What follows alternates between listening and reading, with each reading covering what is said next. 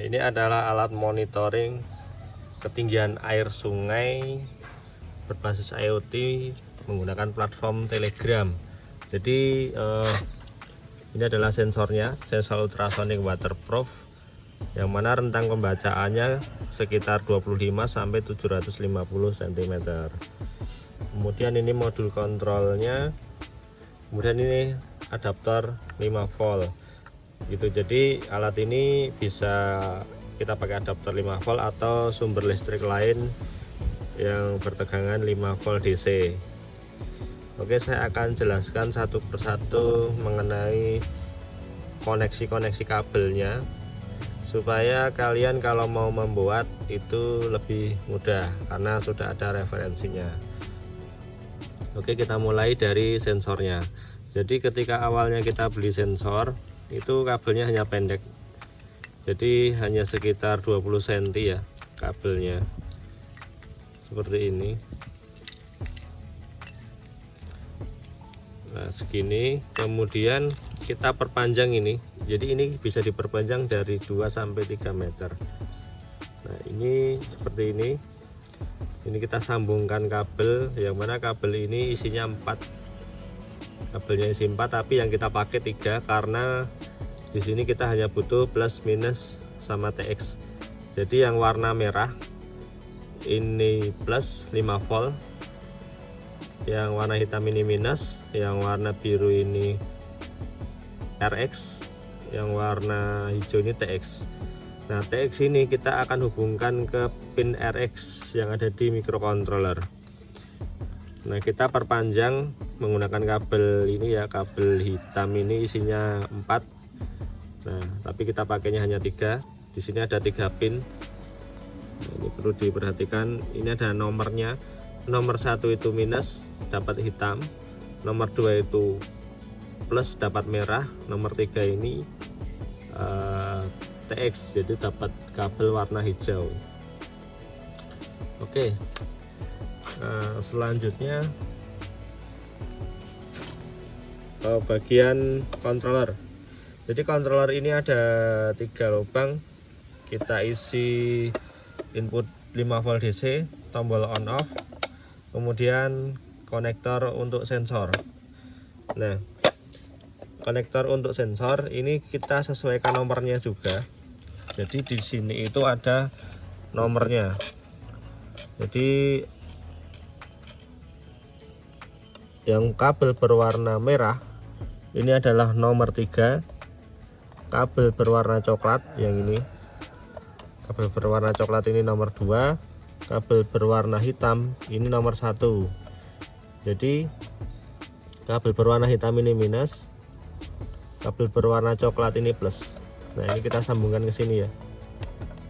Nah, sini.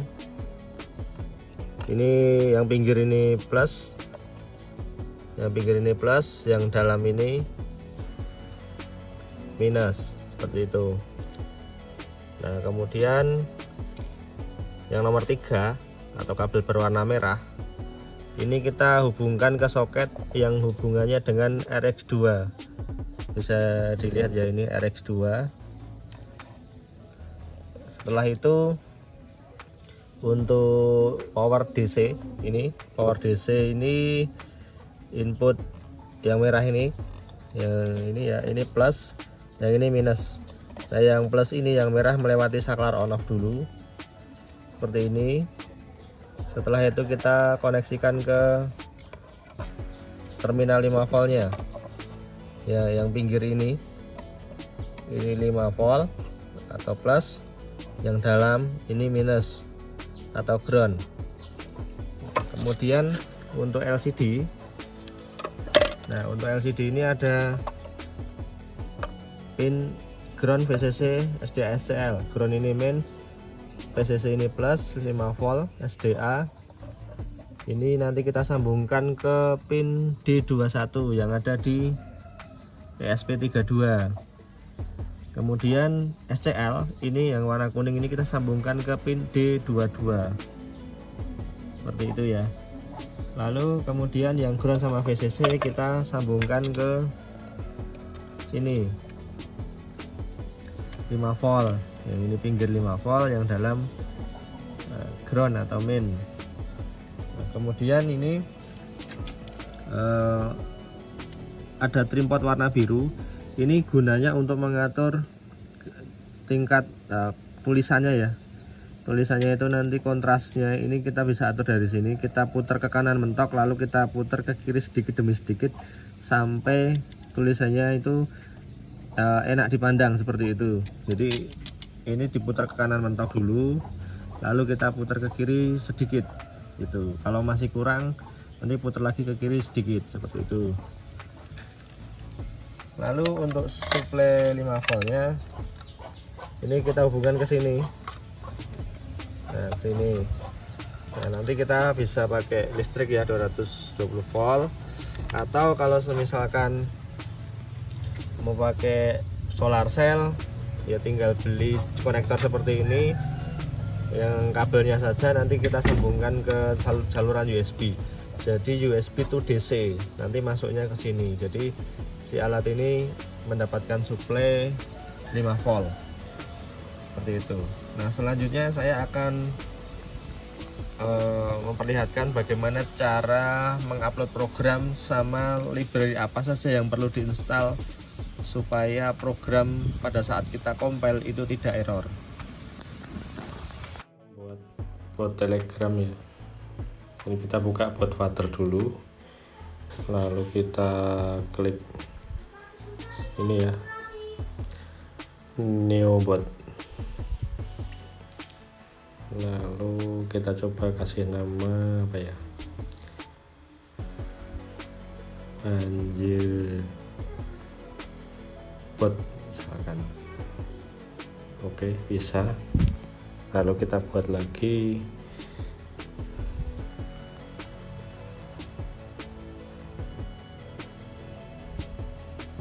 Oh, tidak bisa.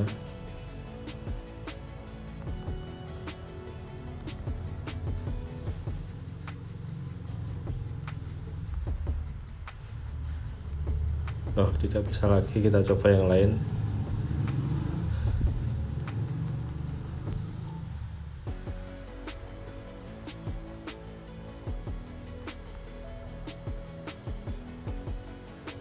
Oh, tetap tidak bisa ya, kita coba yang lain apa ya.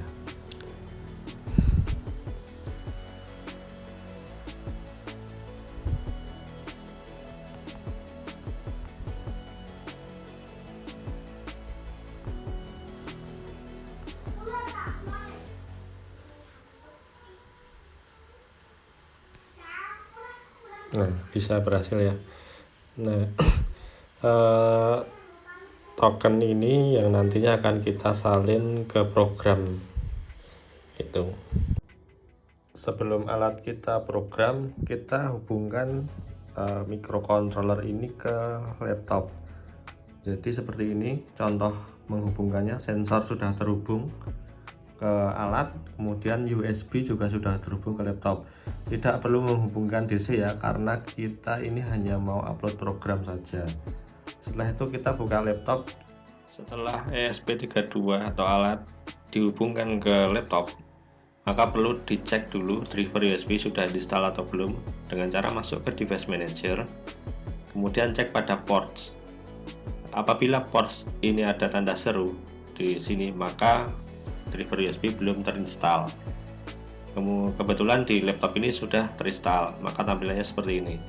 Nah, apabila belum terinstall, maka kita perlu install dulu dengan cara masuk ke Google ya.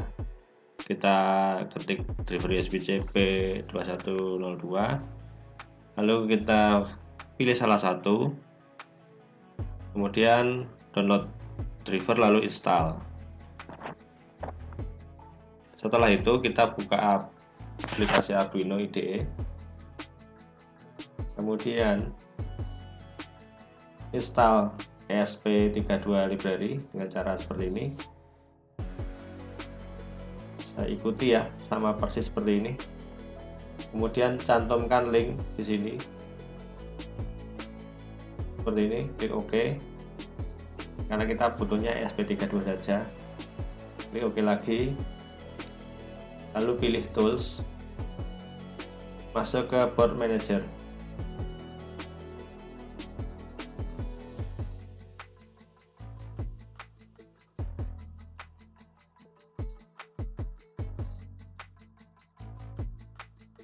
Untuk proses instalasi ini, laptop harus dalam keadaan online atau terkoneksi dengan jaringan internet.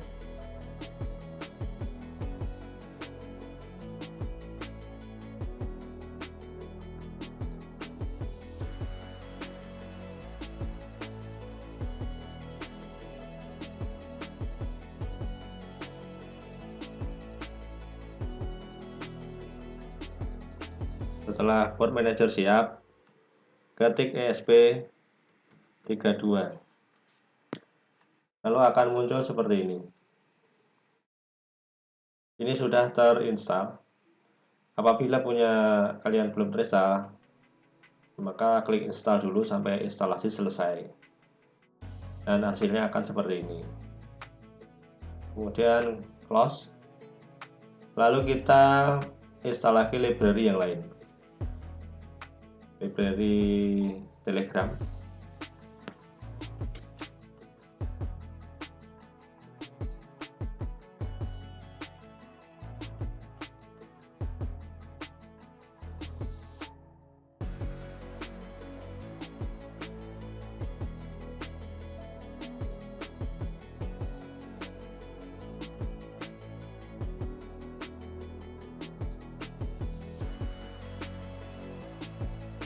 Oh iya, jadi setelah instalasi selesai kita bisa cek dulu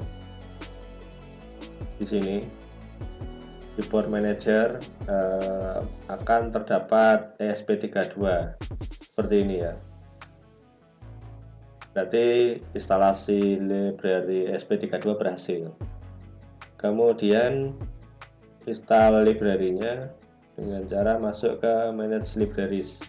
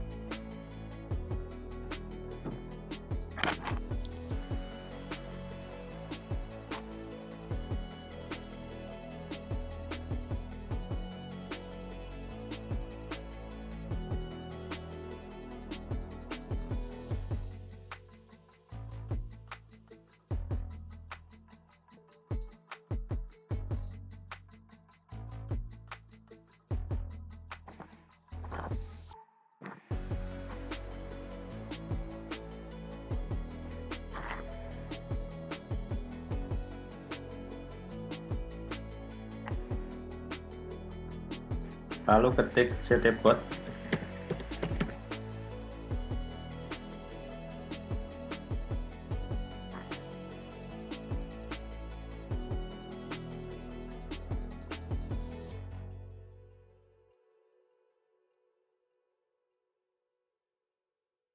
Seperti ini.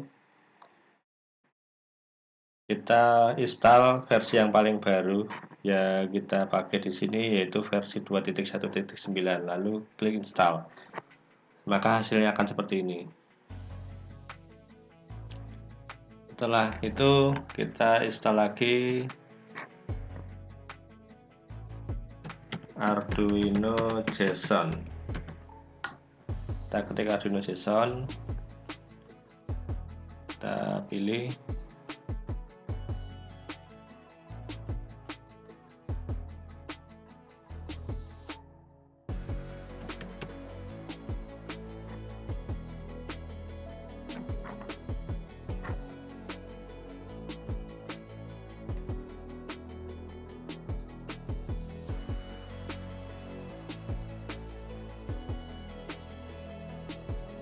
Ini ya yang diinstal. Ini ada banyak versi, tetapi yang di sini dipakai untuk uji coba kita pakai yang 6.18.5.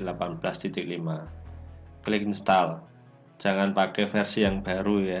Jadi pakai yang versi 6.18.5.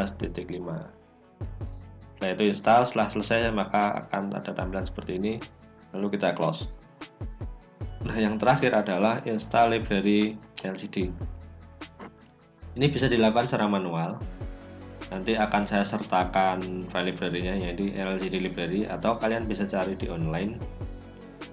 Cuman library LCD ini ada banyak versi, sehingga kadang-kadang akan, walaupun nama library-nya sama, nanti sintaksnya agak berbeda, sehingga saat compiling akan terjadi error.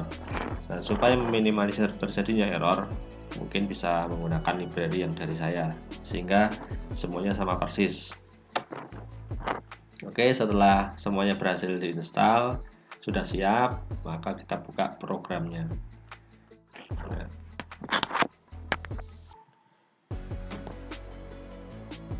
Nah, sebelum memulai pemrograman, mengupload program, maka ini harus diedit dulu. Di sini bagian token. Token ini kita ambil dari bot Telegram yang sudah kita buat di Telegram bot ya. Kemudian ini nama WiFi yang akan kita koneksikan, nama jaringannya, kemudian ini passwordnya. Jadi kalian mesti siapkan hotspot HP atau dari manapun, yang penting nanti disesuaikan di sini. Nah, seperti itu. Ini kita sudah sesuaikan dengan yang di bot Telegram yang kita buat, kita sudah salin.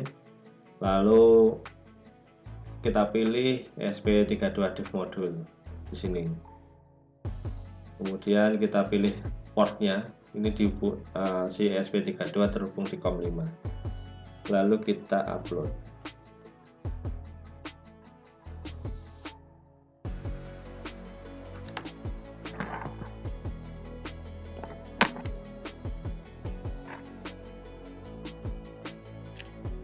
Ya, sambil menunggu upload selesai, saya akan jelaskan sedikit demi sedikit jadi fungsi settingnya.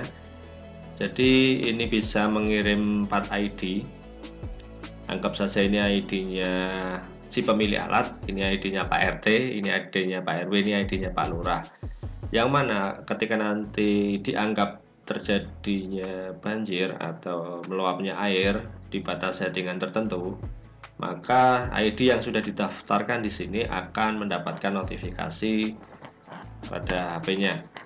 Jadi ketika kita isi 2 ID, yang lain kita nolkan, maka yang diisi ini adalah angka 2 saja karena ID yang diisi hanya 2. Tapi kalau misalkan ini semua kita isi, kita tambahkan lagi, maka di sini juga harus dirubah menjadi angka 4. Lalu di sini ada setting.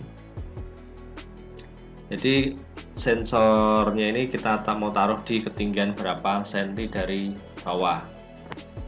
Nah, di sini kita dalam pengujian kita taruh di ketinggian 250 cm atau 2,5 meter. Lalu air di ketinggian air 150 cm kita anggap sebagai waspada. Di ketinggian air di 200 cm atau 2 meter kita anggap sebagai bahaya. Nah, apabila nanti air itu masuk ke area ini, maka akan mengirim notifikasi seperti itu. Jadi ini saja yang disetting untuk parameternya. Ini bisa fleksibel.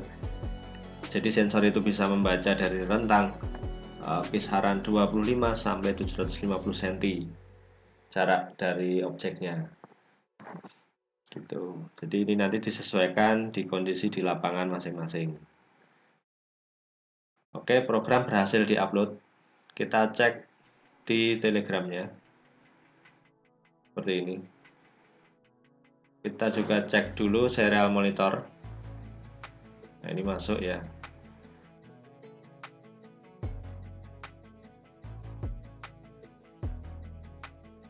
Jadi normal ya jika seperti ini. Coba saya akan restart alatnya dengan cara menekan tombol EN atau reset yang ada di ESP32-nya.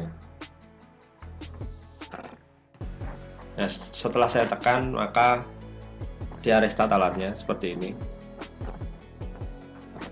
Nah, dia terhubung Telegram oke. Jadi alat ini berfungsi dengan baik. Nah,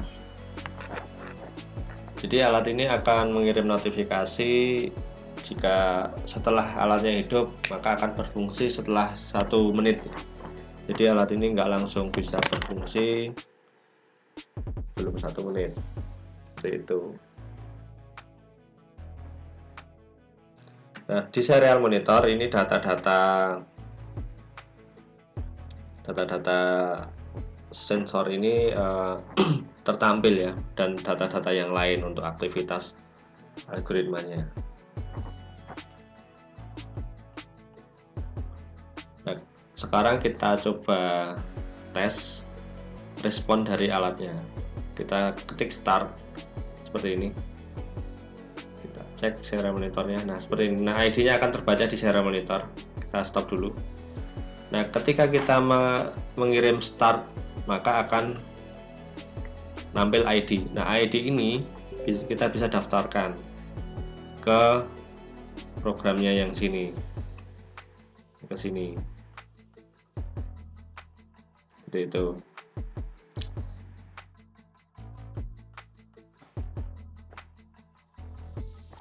Nah, perlu diketahui bahwa ID ini yang bisa kita daftarkan itu yang jumlah digitnya ada 9.